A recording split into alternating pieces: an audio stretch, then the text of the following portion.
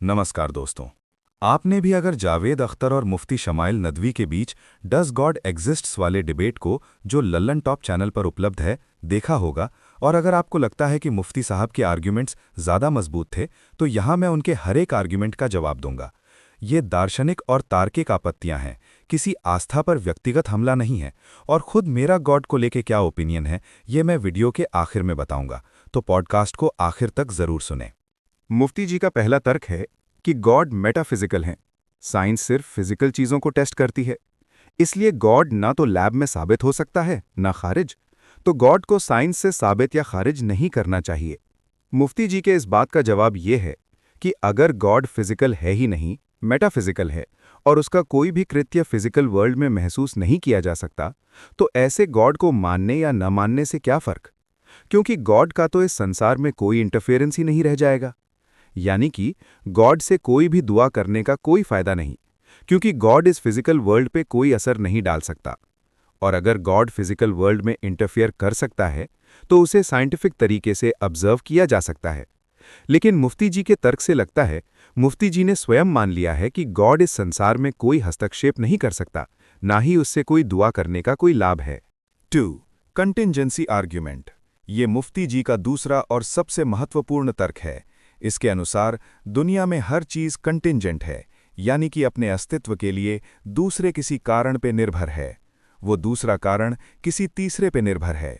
Chain को कहीं ना कहीं एक ऐसे नेसेसरी बीइंग पर रुकना होगा जो अपने अस्तित्व के लिए किसी अन्य कारण पे निर्भर ना हो, जिसे हम गॉड कहते हैं। आपत्ति। ये तर्क मान भी लें कि चेन कहीं रुकनी चाहिए, फिर भी इसके खिलाफ कई तर्क हैं। पहला तो ये कि ये नहीं साबित होता कि वो लास्ट कारण सचेत यानी कॉन्शियस, बुद्धिमान, नैतिक, दुआ सुनने वाला गॉड ही होना चाहिए। वो अंतिम कारण सिर्फ अनएक्सप्लेन्ड रियलिटी क्यों नहीं हो सकता?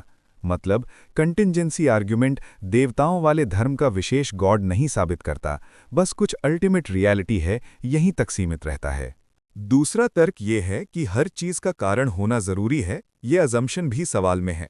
आधुनिक कॉस्मोलॉजी में कुछ मॉडल ऐसे हैं जहां टाइम स्पेस फील्ड खुद क्वांटम तरीके से अराइज हो सकता है।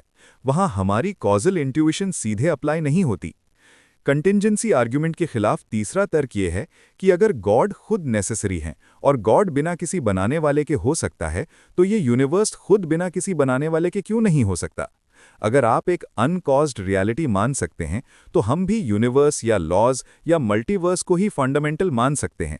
एक्स्ट्रा एंटिटी गॉड की जरूरत नहीं। ये तर्क तो जावेद अख्तर जी ने भी दिया था, लेकिन मुफ्ती जी ने इसका कोई जवाब नहीं दिया।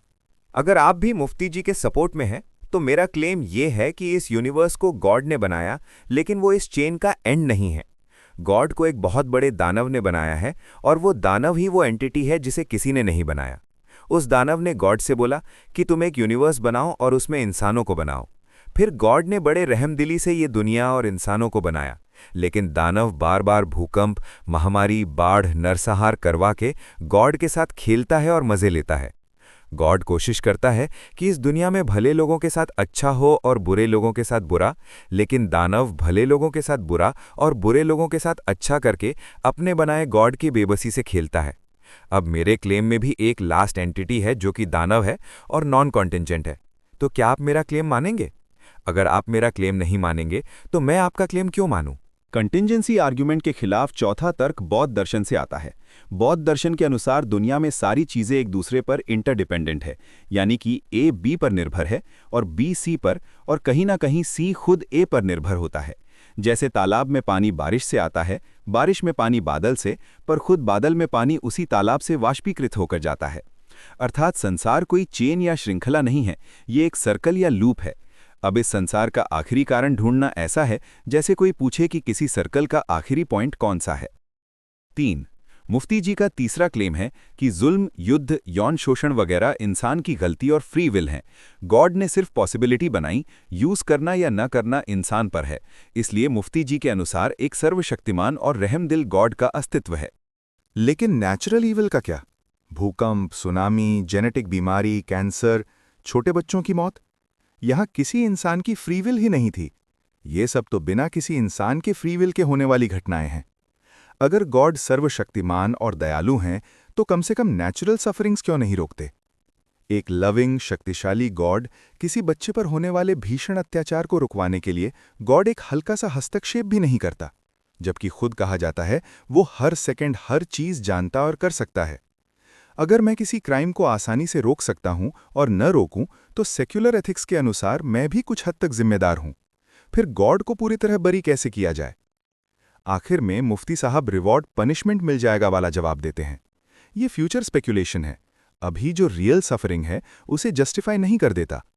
उदाहरण के लिए, कोई पिता अपने बच्चे को पड़ोसी से खूब मार खाने देता है और बाद में बच्चे को चॉकलेट और खिलौने दे देता है। ऐसे पिता को न तो समझदार, न रहमदिल और न ही सर्वशक्तिमान कहा जा सकता है। तो यहाँ जावेद अख्तर जी का तर्क बिल्कुल सही है कि अगर गॉड है तो मासूमों पे जो इतना जुल्म होता है उसे रोकता क्यों नहीं? मुफ्ती जी का चौथा तर्क, अगर गॉड को न माने तो ऑब्जेक्टिव मोरालिटी नहीं रह जाएगी, हर किसी के अपने अपने सही गलत के मापदंड होंगे। आपत्ति, मुफ्ती जी के इस तर्क की सबसे पहली समस्या है यूथिफ्रो समस्या। जरा सोचिए, क्या कोई काम बस इसलिए अच्छा है कि गॉड ने आदेश दिया है, या गॉड इसलिए आदेश देता है कि वो काम पहले से अपने आप में यानी इंट्रिंसिकली अच्छा है? नहीं समझे? अच्छा, फिर से समझो। क्या गॉड जो भी करने को कहता है उसको इसलिए अच्छा हो जाता है क्योंकि ऐसा गॉड ने कहा है, या फिर गॉड वही करने का आदेश देता है जो काम अच्छा या मॉरल होता है? अगर पहला, तो गॉड कल कह दे मास मर्डर अच्छा है, तो क्या वो मॉरली सही हो जाएगा?